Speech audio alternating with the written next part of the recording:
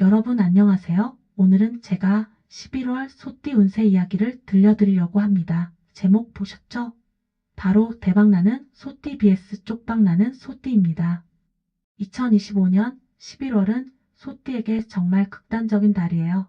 어떤 분은 돈줄이 터져서 인생이 바뀌고 어떤 분은 같은 시기에 손해를 보기도 합니다. 끝까지 들으시면 이번 달 소띠 운세의 결정적 차이와 대박으로 가는 신호를 절대 놓치지 않을 수 있을 겁니다. 특히 41세, 53세, 65세 이상 소띠분들은 지금 이 시기에 어떤 선택을 하느냐에 따라 향후 3년의 재물운이 달라질 거예요. 첫 번째로는 돈줄이 터진다. 바로 11월 대박나는 소띠의 결정적 신호입니다. 이번 달 소띠에게는 수확과 결실의 기운이 강하게 들어옵니다. 특히 꾸준히 준비해온 일이 있다면 갑자기 길이 열리면서 돈이 몰려오는 시기예요. 제가 상담했던 한 65년생 소띠 어르신은 지난 몇 달 동안 부동산 문제로 마음고생이 심했는데 바로 11월에 거래가 성사되면서 큰 수익을 보셨습니다. 또 어떤 77년생 소띠분은 작은 온라인 판매로 시작한 부업이 갑자기 폭발하면서 이번 달 매출이 3배로 늘었습니다. 중요한 건 움직이는 자에게만 복이 터진다는 거예요. 기다리면 아무 일도 안 일어납니다. 준비된 사람, 행동하는 사람에게 돈줄이 열립니다. 두 번째는 이 한 가지를 놓치면 쪽박 난다. 바로 불운한 소띠들의 공통점이에요. 이분들은 공통적으로 욕심과 조급함이 문제입니다. 11월은 돈의 기운이 강하게 들어오지만 동시에 시험대에 오르는 시기이기도 해요. 제가 본 많은 소띠분들이 이번 달에 손해를 보는 이유는 기회가 왔을 때 마음이 급해져서 무리하게 확장하거나 빚을 내는 경우입니다. 어떤 53년생 소띠분은 지인의 말만 믿고 큰 돈을 빌려줬다가 돌아오지 않았고 또 어떤 분은 투자에 너무 성급히 뛰어들어 손해를 보셨습니다. 11월에는 빨리보다 정확히가 핵심입니다. 조급한 마음을 내려놓고 냉정하게 판단하는 것이 쪽박을 피하는 유일한 방법이에요. 세 번째는 금전운의 폭발 시점과 방향입니다. 소띠에게 돈의 문이 활짝 열리는 시점은 바로 11월 14일 전후 그리고 11월 마지막 주입니다. 이 시기엔 하늘의 기운이 물의 흐름처럼 움직이기 때문에 그동안 막혀있던 재물의 통로가 뚫리는 느낌을 받을 수 있습니다. 실제로 이런 때는 돈이 예상치 못한 방향에서 들어옵니다. 예를 들어 오랫동안 연락 없던 사람에게서 거래 제안이 온다든가 이미 끝난 줄 알았던 일이 다시 기회로 바뀌는 일이 생깁니다. 다만 이 시기엔 탐욕을 경계해야 합니다. 들어오는 돈이 많을수록 더 큰 욕심이 생기기 마련인데요. 그 욕심이 복을 끊어버릴 수 있습니다. 돈의 문이 열렸을 때는 더 가지려 하기보다 들어온 만큼 감사하고 정리하는 게 현명한 태도입니다. 네 번째는 사업운과 직장운입니다. 11월에 소띠는 상승세가 확실히 강하게 들어옵니다. 특히 확장과 이직에 좋은 달이에요.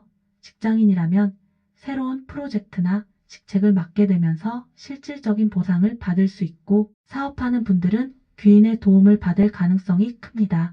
제가 상담했던 한 65년생 소띠 사업가분은 이번 11월에 우연히 만난 고객 덕분에 거래처가 3곳이나 늘었습니다. 또한 89년생 소띠 직장인은 오랫동안 미뤄졌던 인사평가가 드디어 좋은 방향으로 결론 나면서 승진 소식을 받았죠. 이번 달의 핵심 키워드는 도전과 확장이에요. 하지만 무리한 확장이 아니라 준비된 도전이어야 합니다. 계획 없는 움직임은 불운의 시작이니까요. 다섯 번째는 건강운 경고입니다. 대박도 건강이 있어야 지킬 수 있죠. 이번 11월은 금전운이 강한 대신 건강운이 약간 흔들릴 수 있습니다. 특히 위장, 허리, 혈압 관련 문제를 조심하셔야 합니다. 돈이 몰리는 시기에는 몸을 과하게 쓰거나 식습관이 흐트러지기 쉽습니다. 실제로 한 77년생 소띠 어르신은 연이은 약속과 회식으로 체력이 급격히 떨어지면서 병원 신세를 지기도 하셨습니다. 건강은 복의 저장고입니다.